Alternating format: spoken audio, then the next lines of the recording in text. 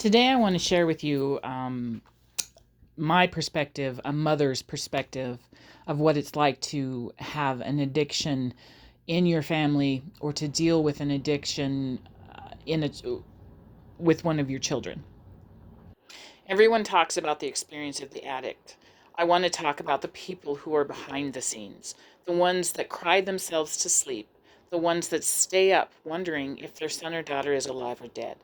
A mother's love never stops, no matter the situation.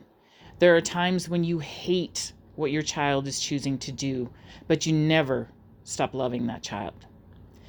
This is my story.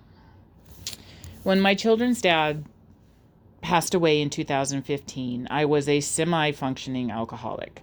I went into survival mode. How will I get these kids through this grief? That is all I worried about. I made mistakes, but I had never been put in this situation before. I watched my kids suffer and grieve in many ways. Having 4 kids means that you must let them each grieve in their own way, all the while trying to keep your own life together. After a few years, I began my own grieving process. I fell apart. I lost complete control of my life. I made horrible mistakes that haunt me every day. I slowly watched my son lose himself in drugs and alcohol, not really knowing the extent of the problem. I tried to talk to him, but we had grown so far apart. Resentment and anger soon took over both of our lives. I sent him to Washington to live with his dad's sister and her family. I thought this would be the best thing for him at the time, to get him away from the bad influences, not knowing that the demons followed, and he just found new bad influences. At this time, it was out of sight, out of mind kind of thinking. I could focus on my sobriety and get myself figured out, but all the while he was falling deeper and deeper into drugs. January 1st, 2019, I finally jumped off the fence and gave up alcohol for good. It was a rough road, but one that I do not regret. I focused on my children and the relationships that I had lost and the relationship with the Lord. I would hear from my son occasionally, but he was so lost. When he did come back home, I was oblivious to the depths of his addiction. As he went through withdrawals, I watched the little boy I used to know slip away from me. I finally had the courage and strength to fight this battle. I remember taking him to the hospital in Billings to get help. As I sat in the hallway listening to him in the room, I didn't even recognize him. The hate and anger he had for me was so intense. They called a security guard to stand outside of his room. He was being so disruptive. I sat in the lobby, just terrified. They came out to tell me they couldn't hold him without his consent because he was over 18. What am I supposed to do? I remember the counselor looking at me and saying, "You need to just leave and let him figure it out for himself." And I did just that. I left my son with $60 and 2 backpacks. No phone, no ride. And I cried all the way home. I couldn't breathe, but God kept saying, "It's okay." He was able to get a hold of a friend, and he actually ended up back in town begging to come home. I had first heard about Adult and Teen Challenge when they came to my church the year earlier. I thought this would be so good for him, but there was no way I would be able to get him to go. I was completely terrified of my own son.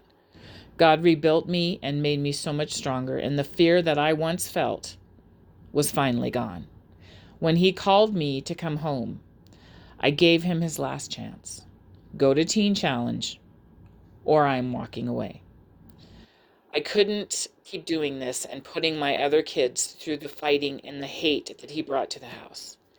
He finally agreed to go, so I thought. We drove that Saturday morning in silence most of the way. When we got to Lavina, everything changed. The anger and hate that followed, I will never forget. The name calling and anger that radiated from him was nothing short of Satan. Once we got to Billings, I knew I had to keep driving and get him to that house.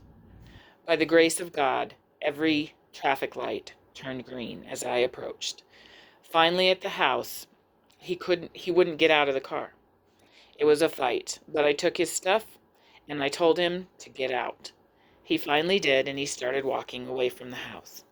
I remember looking at Randall asking, "What do I do?" He said, "You need to just leave. He has got to make this choice for himself." And so once again, I left my son. No phone, no money. I remember looking in the rearview mirror and seeing my son full of hate and anger, yelling at me and flipping me off. The next month, he left or tried to leave at least once a week, calling me, begging to come and get him. But I stood strong and leaned on God for strength.